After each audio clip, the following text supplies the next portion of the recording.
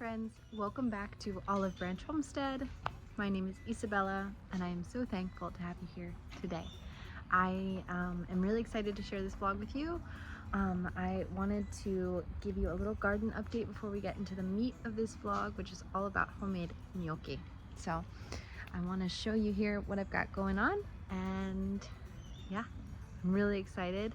The season is officially into spring now. I mean, yes, we've passed over, I guess, the equinox, but we are really feeling it weather-wise. So I think, I don't know, I'm just very, very excited for what's going on in the garden. So let me show you. Here in my little strawberry patch, I've got tons of little strawberries. I've got ones that are blushing, and I've got flowers that are being put on and fruit that are being formed. I'm so excited. I've got all those little guys. So very, very exciting there. All my carrots. Are you okay, honey? All my carrots. I have thinned these to the point where I want them, but all the rest I still have to thin. I sow them very thickly for a good germination rate, and then I go in and I thin. Like, so what I'll do is, like, you see all these together, I'll go in and I'll pick, like, say this one, the biggest one there, and then I'll just pinch off the rest around it. So I got to go in and do that. And my lavender, I wish cameras had smell-o-vision because it smells so good. Look at those beauties. Oh, I'm so excited. I could just, like, by touching it, it's just exuding all this beautiful aroma. So I'm so excited to dry some of that. This is chocolate mint. That's doing really well. My rosemary is coming back as I thought it would, full force. I'm so excited. Look at all this new growth everywhere. I'm so proud of it. I transplanted some carrots in this guy, so we've got that just for now. And then in here we've got spinach that's doing so well. I don't know if he's still in there, but earlier there was a little froggy hanging out. I don't see him now. I'll insert a clip here. Isn't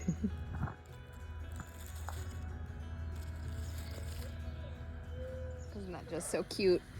It was such a sweet little find this morning. I'm so excited. My nasturtium's doing so well. Look at these little flowers that are starting to form. This is going to be flowers very soon. Super excited about that. This is the healthiest nasturtium I've ever had, fastest growing I've ever had. I have no idea. I tried to start from seed several in my little seedlings. None of them sprouted, and this was a volunteer, and it came up super happy and healthy, so that's great. Pansies are still going strong. This is my chamomile. Super happy about that. My little zinnias are now getting kind of shaded out, which is so funny, but that's okay. And then I've got my passion vine that we saved from the brink of death a couple weeks ago, and it is doing very well, as you can see. And then this passion vine is so happy. I've even got a little flower. Oh, again, I wish you had smell-o-vision. This one, it's a non-edible variety. It doesn't produce fruits that have meat or seeds, but it is so delicious smelling. So we just pluck off the flowers because any fruit that forms won't actually be edible. It's so funny. My mom actually said that these kind of smell like grape soda, which I think is hilarious. Here is this mint. I believe this is like a sweet mint, spearmint type thing. It is very ready to be pruned and dried. Super excited about that. My olive tree, as you can see, is doing so well. You can see all the garlic is doing really well. That is a rose bush right there that we planted. Mint that I tried to eradicate that is taking over. Got to deal with that.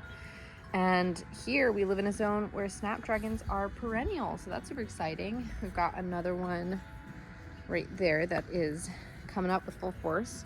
The olive tree, I do have to up pot. As you can see, it just has this little guy, so we'll be up potting that soon. I'll probably take you along with me for that.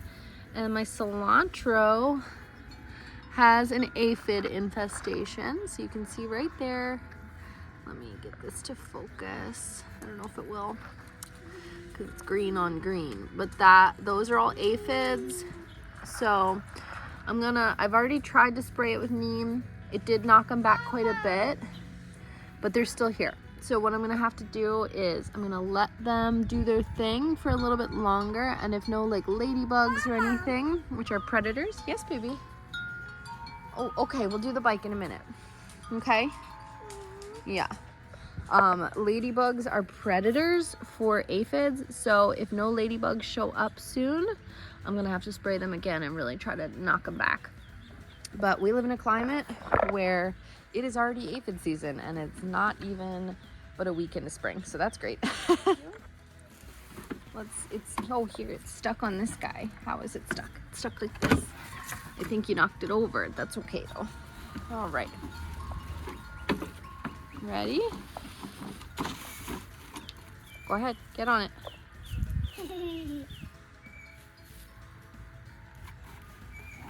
All right. Woohoo! Let's go.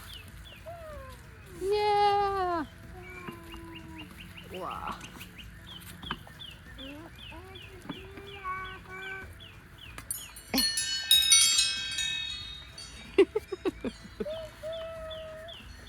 Choo choo. Clover, can you make the bell ring on the handle? Nice. Choo choo. Figured I'd share with you. The trees are blooming. They're so beautiful. This is a flowering, like cherry blossom type tree, I believe. And then these are pear, and we have a peach in the front. So beautiful. I'm in love. I've got my trellis up here, which is going to be for my loofahs, and then I pivoted. I'm not doing an arch trellis here, and I'm not doing beans. I'm doing ground cherries all right here instead of ground cherries in pots. I gotta do some weeding. I don't know, what is this? Oh, this looks like a brassica just coming up. All right, we're gonna pull those out. That's great. And then I got a garlic there. That one's not so happy. Where is it? This one is much happier. And then this is celery that's coming back with a vengeance, so I've just left it. I don't know what that's from. But yeah, we've got all this garlic over here too. And this guy is putting on its leaves finally and dropping all its flowers. And here we have some marigolds and other flowers down here.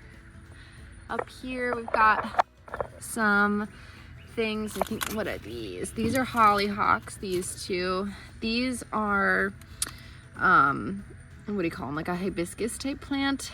For some reason, some of the leaves are less than happy. I think that's my fault. I think I sprayed them with water and it damaged the leaves in the sun. Sun scald, I think is what that's called. I can't remember. These are different peppers over here. We're starting to get some true leaves finally. These are all ground cherries, and this guy got to separate them out now. And then my tomatoes, I'm so happy. I am so excited. I struggled so badly with tomatoes last year, and now they are so happy. I mean, look at those sprouts. They're so big. I love you. And we've got my sunnies. Those are about ready to come out. I actually sprayed these all with water to just moisten the soil, 2 days ago, and you can see the curve now from when they fell over from the weight and then had to like kind of come back up to face the sun. It's another all curve, but they're standing up straight again. And then we've got let's see, which one's this one? This one, okay, this is the sage and this is borage, and then these are like marigold and like a couple other kinds of, it's just a mix. And then this is sunflower, zinnia. This is a sunflower. I think that's a sunflower, yeah. Yeah, that's an evening sunflower. And then that's a zinnia right there. We've got zinnias over there. This is a sunflower, marigolds, marigold. We've got a little chamomile right there. And then a little mix for my baby girl. So My seedlings are super happy and I'm happy. I'll probably be transplanting these sunnies out soon because they're so big. So I had to put them on the top shelf so they had the most of a room. But yeah, here's a little update on my garden, and it's small, but it's fruitful, and I'm very, very excited.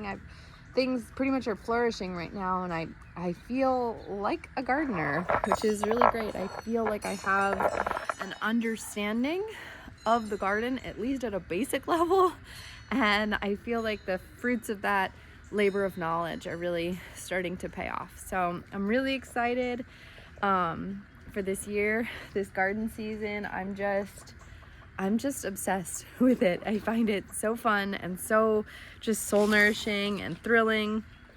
And I leave usually if it's warm enough, now that I have them back outside, I leave this open through the day, just like that. Not like open like this, but just like unzipped, and that allows for some breeze in there so that the plants, they can kind of get some movement going on so that they're nice and strong and sturdy.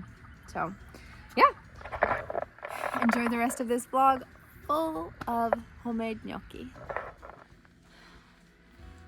Hey folks, so tonight I am making a very special dinner for my mother. She has requested a potato gnocchi in a cheese sauce. She had it when she was in Florence, Italy. They called it sizzling gnocchi. So I've made it one time before from scratch, and so this is what she's requested with my great Nana salad. So I wanted to take you along to make specifically the gnocchi. I think it's a really underrated process. I think it's so simple. I even would argue maybe it's simpler than pasta in a sense. It depends on how simple you want to get with it. Like, you can get really fancy with the way you groove it and stuff with a fork, or you can just leave it as it is and like just cut it up after you roll it out and like bada bing bada boom, it's done. So yeah, we're gonna walk you through the process of making gnocchi start to finish and show you what that looks like. Here we go. So first thing you're gonna do is you're gonna take your potatoes. You can use a variety of different potatoes. Potatoes that cream well, like mash well, those are the ones I would use. So you can use like these, like kind of just white potatoes, russet potatoes, anything like that. And you're just going to skin it and cut the potato in half, and then I guess it's called parboil it, so that it's fork tender. You don't want it like falling apart. You want it fork tender.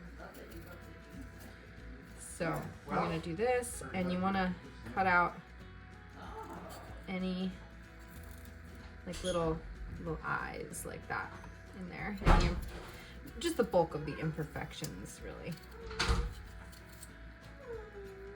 What's up, honey? What? I know there are gifts there. We're gonna open them later. We're gonna open gifts later. For Jaja. Yeah, those are for Jaja. You're gonna be a great helper later when we open them. You know, at first, that, you know, I think for the girls, felt so funny, but now it just seems so perfect. What, Jaja? Yeah. Yeah. My mother didn't want to be grandmother. She wanted to be something different. And also, you know, she's not French, so Mère wouldn't work. Ah! She ripped your balloons off your hair. No. My girl. What are you doing? What are you doing? The one white balloon that is. My mother, very patriotic person, so go America. But my mother's not French, so Mère didn't work because that was on my father's side. And so she picked Jaja. Jaja's Italian, right, Mother? Well, And like an Italian woman? but yes.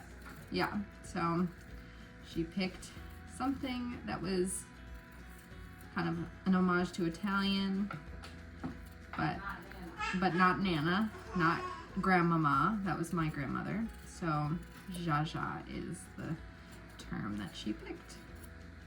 And I think it's quite cute. You look so cute. Look at her shrugged shoulder. Bring her over here. Show her in the video. She's so cute. Look at you. Look at you, my sweet nugget. You're so beautiful. I love that girl. She's 6 months old now, this little bean. It's hard to believe that she's not a newborn anymore at all. It's crazy. So this is what you're gonna do, and then you're just going to cut each potato in half and throw it in the pot, cover it in water, salt, pepper, and a bay leaf. Boil it until cover it and boil it until it is pork tender. So I'm gonna do all that, and then I'll see you at the next step. Okay, now I'm going to show you the appropriate stage the potato should be in for you to stop cooking it. First, I want to show you, this is Nana salad. Basically, it's just tomato, onion, and cucumber with romaine lettuce, and then an olive oil vinaigrette with some seasoning. And then I'm gonna open that. And that color of the water is from the salt that I used. I didn't have any bay leaf, unfortunately. So it's just, should be, let me get it, It's a pork tender, like that. So just be able to stick your fork through it, like that. So and now you're gonna strain it completely.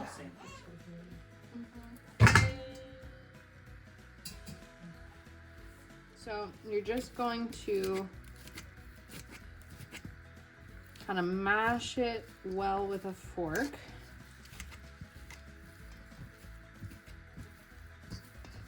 You're not looking for overly,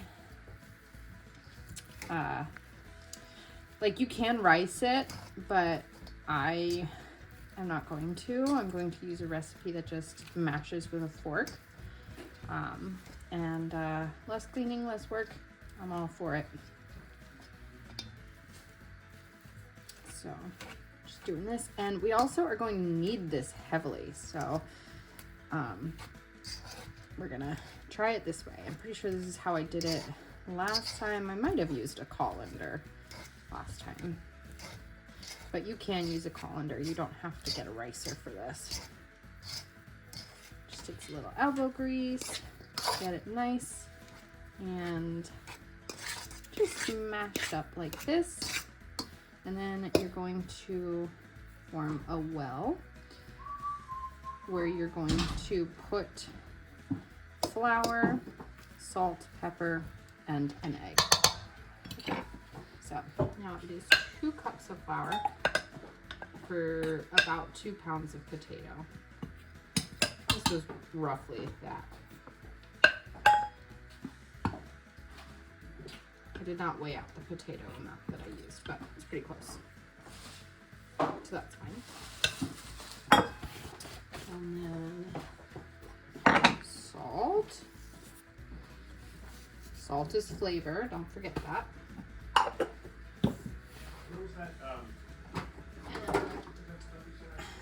Pepper.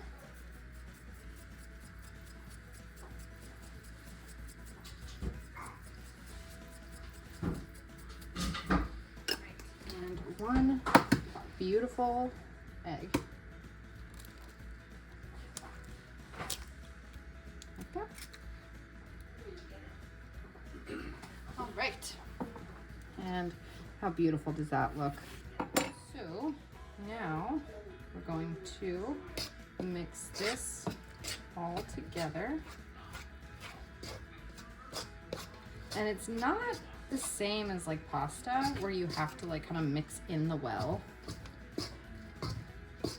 like as well and like keep it in the well. This I find has a lot more kind of room to work around that.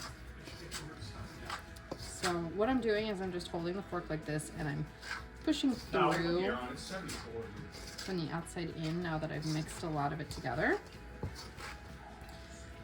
And now I'm lifting up, scraping.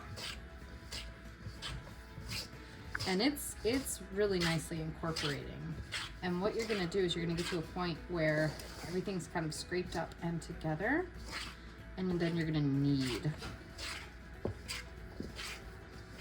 Now, you can't wait for everything to kind of completely cool. I didn't, because I'm trying to get this done. So I have to, I guess, push through a little bit of warmth on my hands, but that's okay. And now, you could say, he said this is a lot of work. Why would I bother doing this? I could just go buy, you know, fresh gnocchi from the store. And I would argue that when it comes to like pasta, fresh pasta from a store, like it's pretty good, you know. That I could say totally, like whatever. Don't bother if you don't want to. But fresh gnocchi is unmatched. Like it genuinely is unmatched. It's fluffier. It's got more flavor, more tender. It's just everything about it is just delicious. And I definitely think I could have mixed, like I could have used the colander for these bits of potato for sure. I guess I was a little lazy there, if I'm honest, but it'll be okay. So yeah, I would definitely 100% make gnocchi. And this is a totally freezable thing. Like you can make batches of gnocchi and freeze it, and it's gonna do really well like that. It's just like no comparison though. All right, now you can see it is one mass now. So what you're going to do is you're gonna kind of section it off and roll it into like I guess 1/2-inch logs. And we'll go for there. So you want to flour your work surface, and you definitely, remove my cord, you definitely want like a decent amount of space to work, because it is something that you're going to be rolling out into like long logs, and so you want that kind of space to be able to do that. And now you need the flour because it should be moist without being too tacky.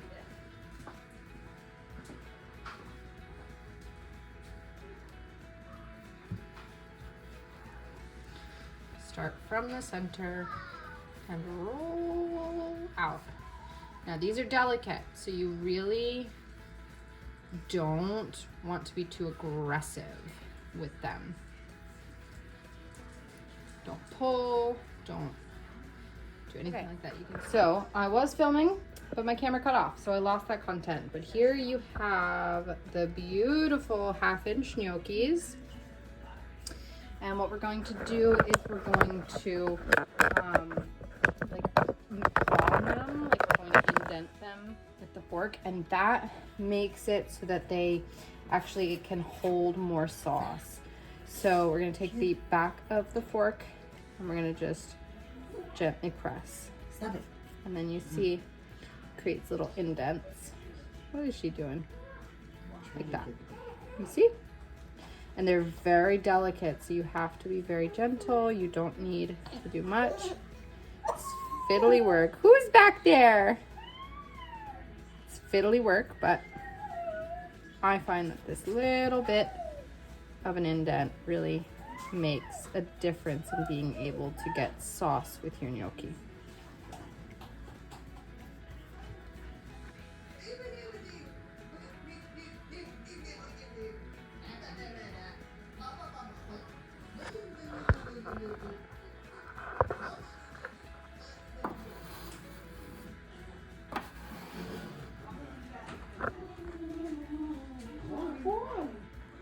So now what I'm going to do is I'm going to be adding heavy cream and a mountain of cheese. This is one of each block of 4 different kinds of cheeses. I'm going to start there and see if I add any more, because we're doing at least 2, like a double batch of sizzling gnocchi. No, honey.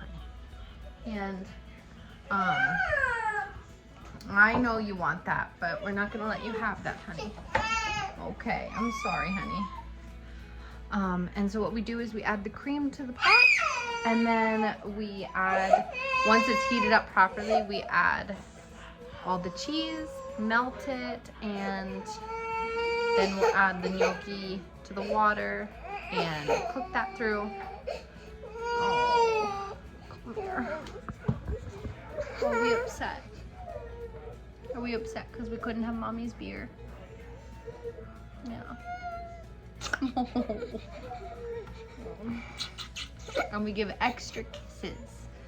Extra kisses. Is that you?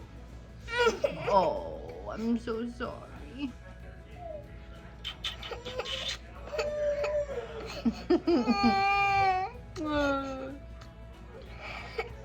You want to take a deep breath? 1, 2, 3. No. No deep breath. Okay. I'm sorry. Clover. I picked up all your crayons. and Oh, oh, you got your crayons back. Put them back into the ice tray. So yeah, then we cook the gnocchi and then we add it all together and we bake it, and then it's ready to be served, sizzling. So I'll show you what that looks like when we're ready for it.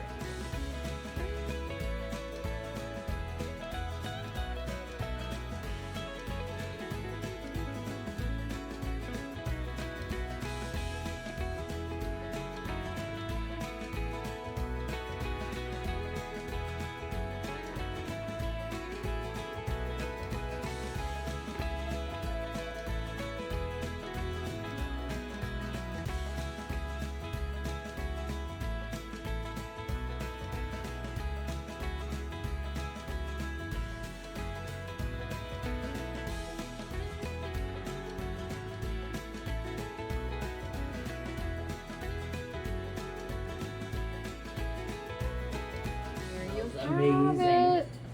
Here is Oh my the God. sizzling gnocchi. Oh my god. So you see it, it's got that beautiful crust on it. So you gonna work on this? And I'm so excited to enjoy this for Mom's birthday dinner. We've got the dressing here.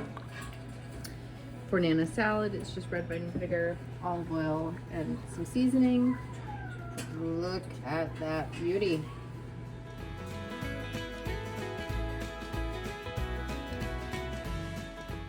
Thanks for joining me today on this vlog. I had so much fun making gnocchi from scratch and walking through the garden with you.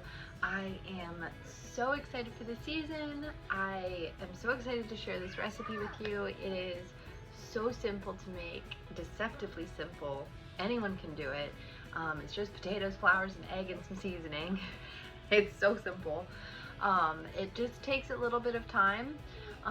But once you kind of know what you're doing, you can bust through it real quickly and have a whole big batch. You can store it in the freezer, you can cook it that night for dinner, in any kind of a sauce. It just goes so well with anything, and they're so fluffy and delicious. So I really hope you'll try it. I'll leave the recipe in the caption below. And yeah, thank you for joining me again today. I'll see you next week. God bless you and yours.